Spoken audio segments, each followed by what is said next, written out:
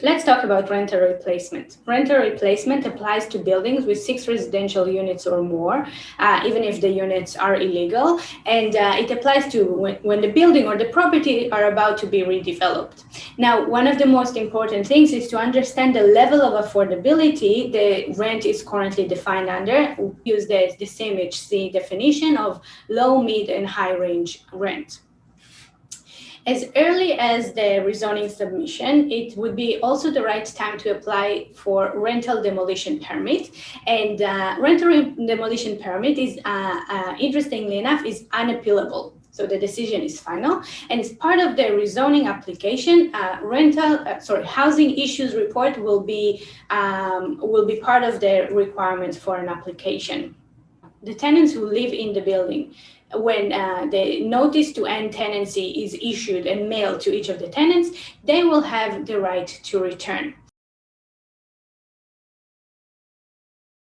The right to return to the new units once the new building is built. Now, while you need to replace the number of units, the unit size doesn't need to be the exact size. So it needs to be like for like. So one townhouse per townhouse, or one bedroom per one bedroom, or two bedroom per two bedroom, you got it. So although you don't need to comply with the exact size, the city will look that the overall rental GFA will be somewhat close to the rental GFA that has been replaced. The tenants have the right to pay the same rent for the period of 10 years, the same rent with the applicable annual increases.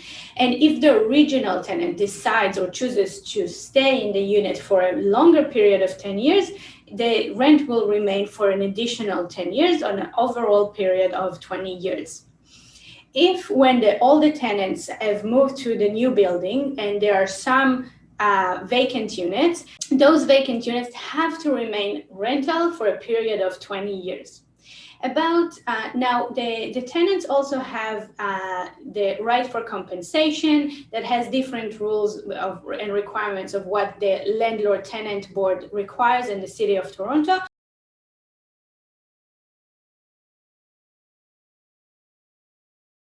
And there's also move out and move in allowances. When the tenants move into the new building, they choose the units by seniority.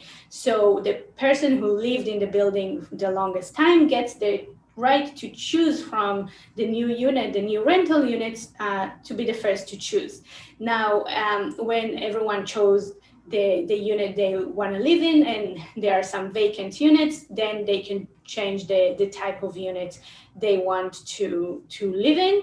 Now, another very, very interesting and important aspect of this policy is that the rental component must be completely visually and designed integrated into the whole building. So perhaps the rest of the building or development is condo. No one should be able to tell the difference, what is rental, what is condo. The tenants must enter and use the same lobby, the same indoor and outdoor amenity spaces.